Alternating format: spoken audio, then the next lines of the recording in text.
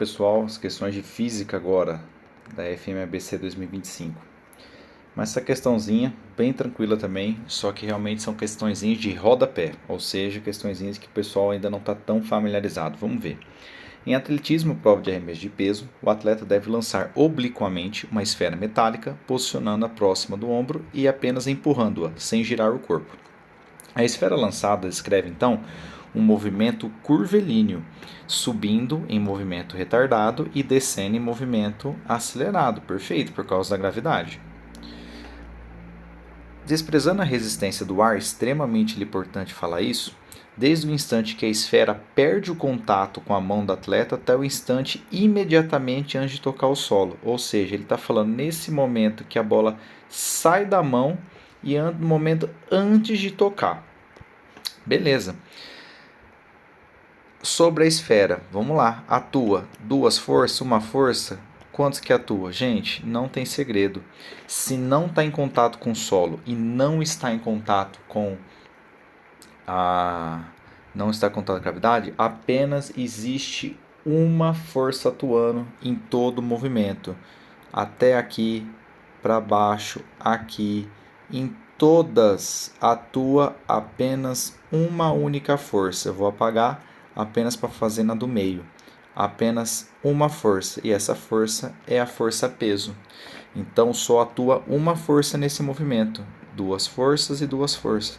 Nossa, professor, mas ela está subindo, ela está descendo, não importa. Esse movimento de subida, como você tem mostrado aqui, é por causa da força que já foi executada. Já foi, não está mais na mão do nosso querido atleta. E aqui é a mesma coisa, ele está descendo por ação da gravidade. A força-peso é uma força que acontece devido à aceleração da gravidade. Só uma única força. B, C e D, vamos lá. B, a aceleração vetorial da esfera é vertical para baixo na subida e vertical para cima na descida. Gente, não importa, a gravidade é sempre para baixo. A gravidade é sempre para baixo. A aceleração vetorial, que é da gravidade, sempre está atuando para baixo. Não importa, por isso que a alternativa C, tanto na subida quanto na descida. A gente está muito preocupado em ver o movimento, mas não é o movimento que a gente tem que analisar. A gente tem que ver as forças e acelerações que tem nessa esfera. Sempre para baixo. Alternativa C. Vamos lá, 52. A figura mostra um dispositivo formado por três polias, 1, 2, 3, de raio R1, R2, R3, e uma correia e uma lâmpada. As polias 1 e 2 são acopladas por uma correia inextensível e as polias 2 e 3 estão fixas no mesmo eixo. Na periferia da polia 3 há 5 pontos de contato. Aqui os 5 pontos de contato. Olha aqui, ó. Com uma lâmpada, de modo enquanto o dispositivo gira, a lâmpada pisca com frequência constante. Ou toda vez que bate esse negocinho, esses 5 pontos de contato com a lâmpada acende. Sabendo que R2 é igual a 3 vezes R1 e que não há deslizamento entre a correia e as polias, ou seja, é a mesma coisa que falar desprezar a resistência do ar no exercício de dinâmica. Se a polia 1 girar com frequência constante de 2.4 Hz, a lâmpada piscará com que frequência? Vamos lá, a gente faz um de cada vez. Primeiro, formulinha, a frequência do primeiro vezes o raio do primeiro é igual à frequência do segundo vezes o raio do segundo. Frequência do primeiro, 2.4. Quanto que é o raio do primeiro? O raio do primeiro é 3 vezes menor, então a gente pode falar que o raio do segundo é 3 e o do R1 é 1. E sobra o F2. Nesse caso aqui, a gente divide então 2.4 por 3 e a gente descobre que a frequência na segunda polia é de 0,8 Hz. E sabe o que isso quer dizer? Quer dizer que como eles estão, olha só como ele falou, no mesmo eixo, ou quero dizer que a frequência, vou até abaixar mais um pouco, a frequência de F3 também é de 0,8 Hz, porque eles estão no mesmo eixo. Consequentemente, a frequência deles é igual. Nossa, mas professor, eles estão raios diferentes. Não importa, se é no mesmo eixo, é a mesma frequência. Aqui que está a sacada do exercício. Muita gente vem aqui e coloca D e está errado. Tem que lembrando que nós temos 5 pontos de contato, ou seja, Mesmo que ele dê uma volta inteira, a cada volta ele bate 5 vezes na lâmpada. Então eu tenho que pegar esse Hz e multiplicar pelos 5 pontos de contato.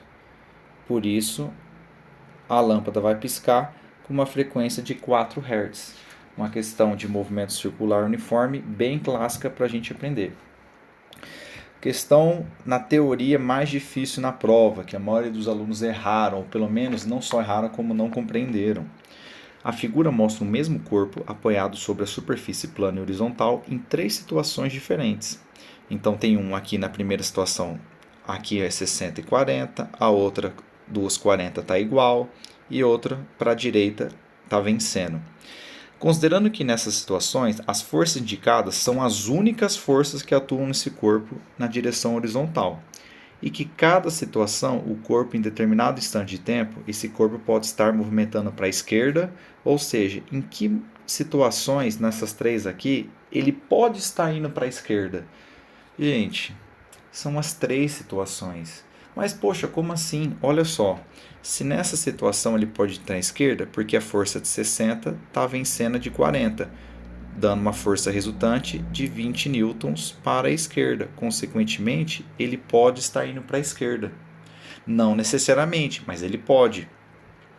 Olha a 2. Ah, mas a 2 aqui não tem como. Se eu estou vendo uma aqui da esquerda, eu cancelo a esquerda com a direita. Só que nesse caso, não é por causa disso que ele não está em movimento. Às vezes já tinha uma força que empurrou ele para a esquerda, já empurrou ele para a esquerda. Só que aí tem um para a esquerda puxando ele e outro puxando ele para a direita. E aí ele fica em movimento uniforme. A gente está tentando pensar numa foto, no instante, e não é no instante. Tem que pensar que ele pode ter sido lançado para a esquerda e posteriormente só ficou essas forças nele. Pode também. E aqui é a mesma coisa. Nossa, mas aqui a força resultante é 20 newtons para a direita. Concordo. Mas se ele for lançado com muita força para a esquerda, mesmo que a resultante de 20 newtons, significa que ele está freando. Não deixa, mesmo que ele esteja freando e um momento ele vai parar, ele vai ficar, em nenhum momento ele vai parar. Mesmo assim, se o meu bloquinho ele vai indo para a esquerda, só que ele vai reduzindo sua velocidade, até chegar um momento que ele para e posteriormente ele volta para a direita. Então, nas 3 situações, pode sim ocorrer uma situação de que ele esteja indo para a esquerda. Como todos podem dizer que eles também podem estar indo para a direita. O que eu não posso afirmar é que nas 3 situações ele pode estar parado. Não necessariamente, beleza? 54. Considere os 2 satélites artificiais idênticos que descrevem órbitas circulares em torno da Terra. O primeiro deles está a uma distância d1 do centro do planeta e está submetido a uma força de atração gravitacional F1. O segundo está a uma distância, 3 vezes maior que a primeira e está submetido a uma força gravitacional de intensidade F2. Então, aí ele mostra o gráfico. Gente, isso é uma questão muito clássica, que ele fala em uma função do outro e a gente vai usar a estratégia de adotar números arbitrários. Olha como fica mais fácil. Ele quer saber a diferença de F1 e F2. Se a gente está falando de toda essa parte planetária, de força, de gravidade, a gente tem que pegar a formulinha. Como que é a formulinha? F é igual a constante K, nesse caso que é G, né? É a questão de K, desculpa. E aí a gente coloca que ele é K, Q, D quadrado, beleza? Ou também a gente pode ver através daquela formulinha do G, Mzão, Mzinho, D quadrado. Ambos darão certo. Porque tudo é constante. A única coisa que a gente vai mudar é a distância. Então vamos lá. Na primeira situação, o que acontece? Na primeira situação de F1, a gente vai colocar tudo como 1. O K vale 1, o Q vale 1 e a distância vale 1. Só que é 1 ao quadrado, que também vale 1. Então a minha força vai ser de 1 newton. Olha que interessante. Mas, Paulo, vale 1? Não, não vale 1. Mas a gente adotou 1 para ficar um número mais fácil. Aí o F2, como que funciona? O F2, vamos lá. A gente coloca o K, a gente colocou que é constante comum. A energia é 1. Só que a distância agora é 3 vezes essa aqui. Então, é 3 ao quadrado. Nesse caso, é 1 sobre 9 newtons. Esse é o F2. Agora a pergunta foi matemática agora, fizemos a física. Quanto que é F1 menos F2? É F1 menos F2. 1 sobre 1 por 9. 1 menos 1 sobre 9. Como que a gente faz agora? Muito simples. A gente troca esse número 1 por 9 dividido por 9. 9 dividido por 9 não é 1? Mas por que você fez isso? Porque aí eu tenho o mesmo denominador. 9 menos 1 é 8, dividido por 9. Essa é a resposta, 8F dividido por 9. Olha como uma questãozinha, só de você adotar números arbitrários, ela já fica mais fácil, mais interessante de fazermos. 55. O pinguim imperador é o mais alto e mais pesado dos animais de sua espécie. Considerando que um desses animais esteja flutuando sobre o bloco de gelo de volume 0,3 metros cúbicos, de modo que ele esteja totalmente submerso, ou seja, ele está totalmente para fora da água. O nível da água rasante, sua superfície superior, é submerso, não indica que ele está para baixo da água, né? Desculpa, eu acabei falando errado. Com o nível da água rasante, a sua superfície superior plana e horizontal conforme a figura. Ok.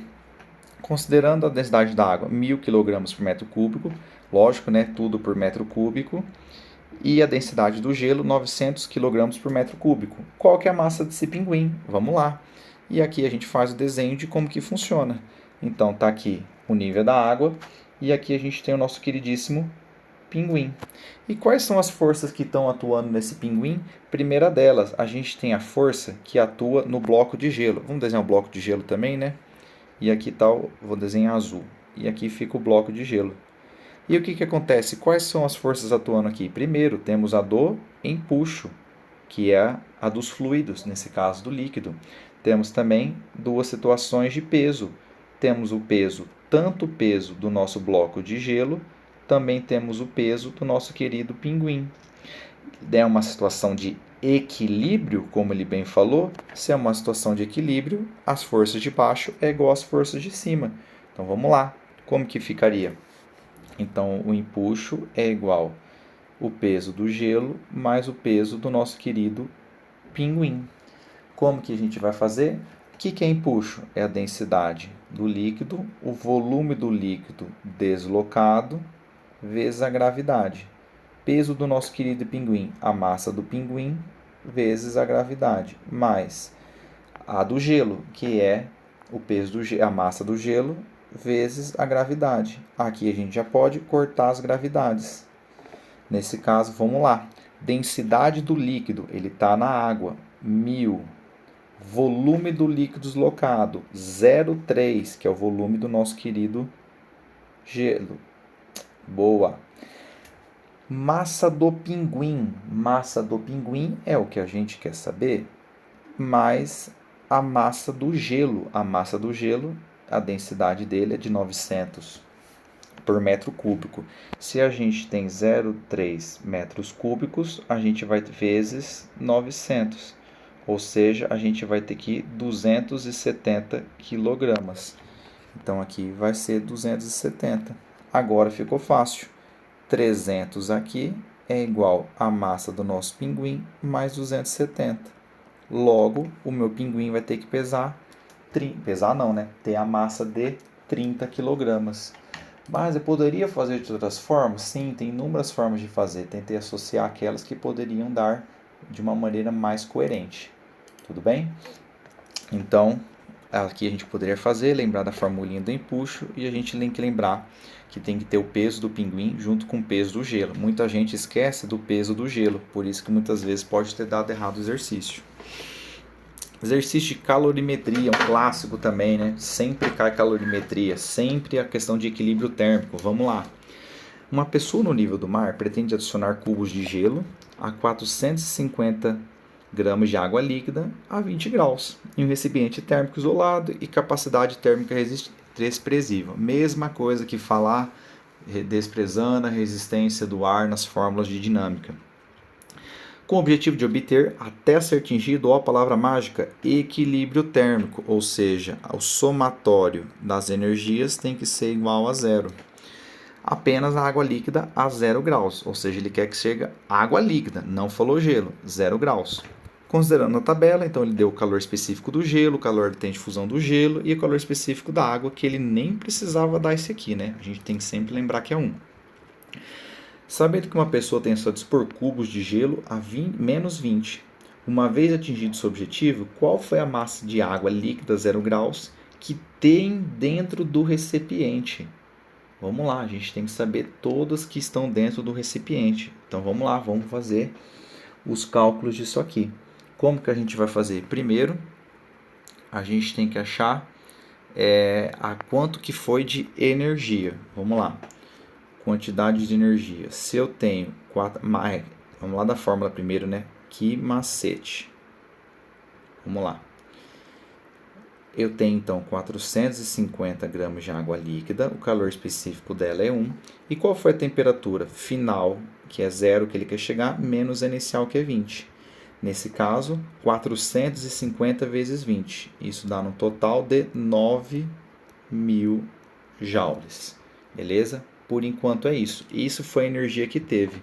Então, eu vou pegar esses 9.000 joules e ele tem que estar agora na transformação do gelo, que é o calor da troca do gelo mais a da transformação da mudança de estado físico de sólido para líquido. Então, os 9.000 vai ser a massa que eu gostaria de saber, que vai ser M, calor específico do gelo, que é meio, 0,5 ou meio, final menos inicial. A final vai ser 0, só que agora a inicial dele é menos 20, é menos 20, menos com menos é mais.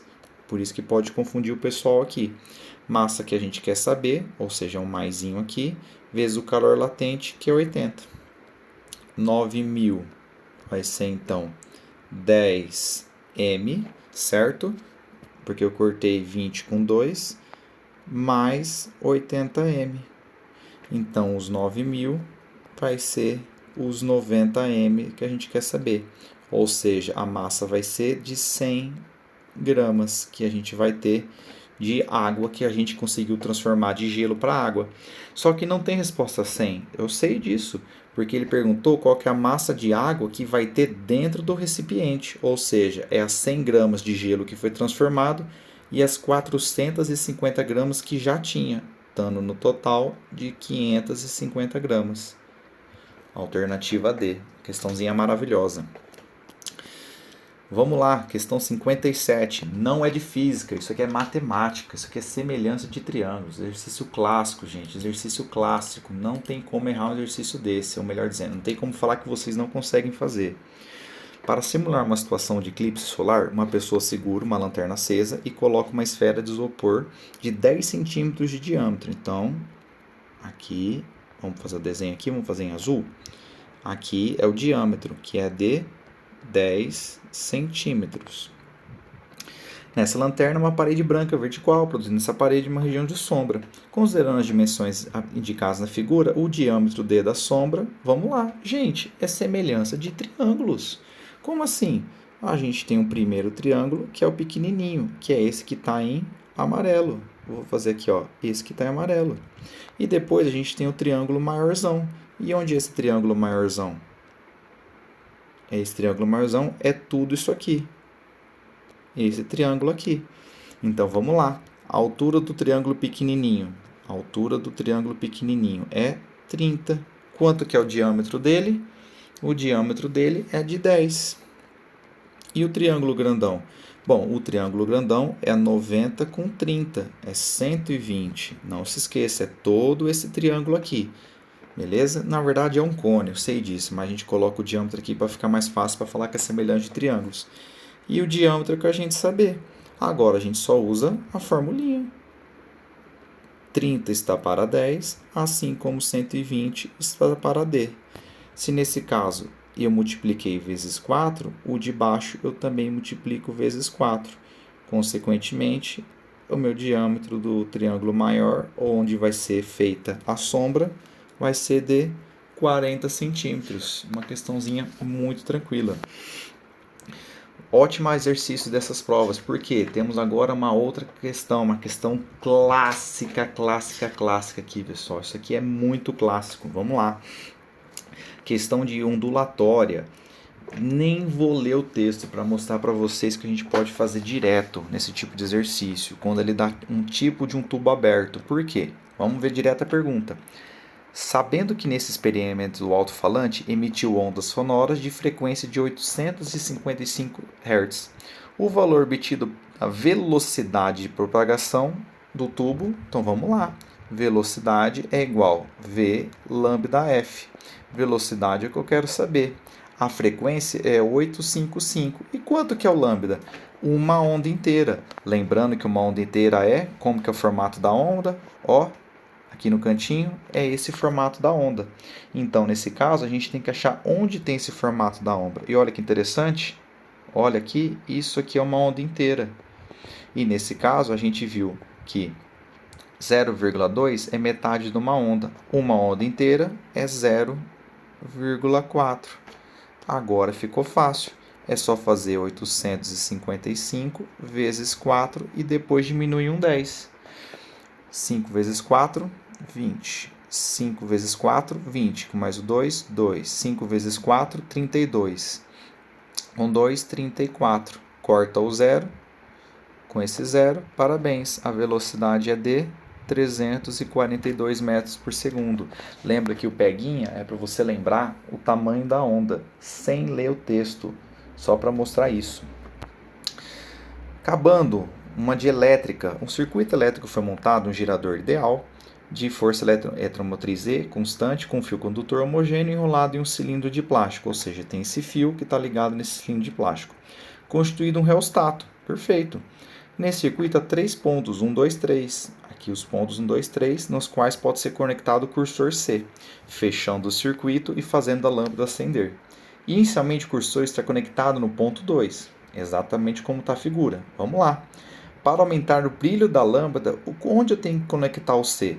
No 1 ou no 3? Vamos lá para começar. Lembrando que, qual que é a formulinha de resistência? A resistência, além da resistência equivalente à soma das resistências, a gente pode falar aqui também que a resistência é a famosa rola. Resistência, condutividade do material, o comprimento do material e a área. Lembrando que é constante a condutividade lateral do material, porque ele é de plástico. A área não vai mudar, porque ele não vai mudar a área dele. A única coisa que a gente vai mudar é o comprimento. Ou seja, se eu aumentar o comprimento, eu aumento o valor da minha resistência. Como consequência, eu diminuo a energia. Então eu tenho que fazer de uma forma que o fio fica cada vez mais curto. E o único jeito dele ficar mais curto é conectando no 1, porque ele fecha o circuito com menor comprimento. Para aumentar o brilho da lâmpada, então eu tiro do 3. Tiro 3, tiro 3. 1. Diminuindo o comprimento do reostato, perfeito. E diminuindo sua resistência elétrica, perfeita. Se eu diminuo o comprimento, eu diminuo a resistência. Excelente. AC, diminui o comprimento, perfeito. Aumentando a resistência? Não. D, aumentando o comprimento do reostato? Não, a gente quer diminuir o comprimento, para a gente diminuir a resistência do reostato. Questãozinha clássica também. Última questãozinha que o pessoal não está tão familiarizado por falar de campo magnético, mas é uma questãozinha fácil, de teoria. Vamos na pergunta, olha lá, desprezando a ação de outros campos magnéticos, se essa mesma bússola for colocada em repouso na posição Q, que é o que a gente está vendo partilhadinho, indique-se que pela circunferência tracejada, a agulha magnética vai se posicionar em equilíbrio como? Vamos lá. Gente, tem que analisar da onde está vindo cada coisa. Se as linhas aqui, linhas de indução que estão sendo colocadas aqui, as linhas de indução elas sempre vai do norte para o sul, saem do norte e vai até o sul. Então aqui é o norte e aqui é o sul. As setas muito bem indicam isso na linha de indução. Consequentemente, as linhas de indução elas são sempre, as linhas do campo magnético é tangente às linhas de indução. Então, por exemplo, nessa situação de Q, o que acontece? A nossa queridíssima campo magnético, ele vai estar voltado para cá, tangente ao campo. Ele vai estar dessa maneira. E dessa maneira, olha como ele colocou a nossa querida bússola, então ela vai ficar nesse movimento aqui, ó. Vou desenhar um losango aqui para ilustrar mais ou menos como que vai ser. Então, nesse caso, ficaria a parte... Opa, confundi. Vai ficar aqui, nesse caso, a parte... Deixa eu ver, azul e vermelho, tá certo. Então, nesse caso, vai ficar a parte vermelha, que a vermelha é o que está saindo. Então, aqui vai ficar a vermelha. E aqui, nesse caso, vai ficar a parte azul, porque ela é tangente às linhas de indução. Nesse caso, ela ficaria assim, essa conformação. Olha o desenho como é que está aqui em ponto P. O vermelho que está saindo e o azul está ficando para trás. O vermelho que está saindo e o azul está ficando para trás. Tangente nesse ponto Q. E esse aqui, o que se assemelha a isso, é nada mais que a alternativa, olha aqui, a C, que é o mais se assemelha disso. Não é uma questão difícil, mas todo mundo tem que ficar atento, porque eletromagnetismo, por mais que seja um assunto não tão cobrado nas provas e também é um pouco desvalorizado na escola e no cursinho, mas eles perguntam apenas questões mais básicas nas provas da VUNESP de medicina. Por isso tem que ficar atento de atentar o que é linhas de indução e do campo magnético. Beleza? No conteúdo nosso assinado, que a gente faz algumas atividades, tanto em particular quanto em grupo, a gente analisa principalmente essas questões e como a gente consegue resolver de uma maneira mais prática. Então essas foram as questõezinhas de física.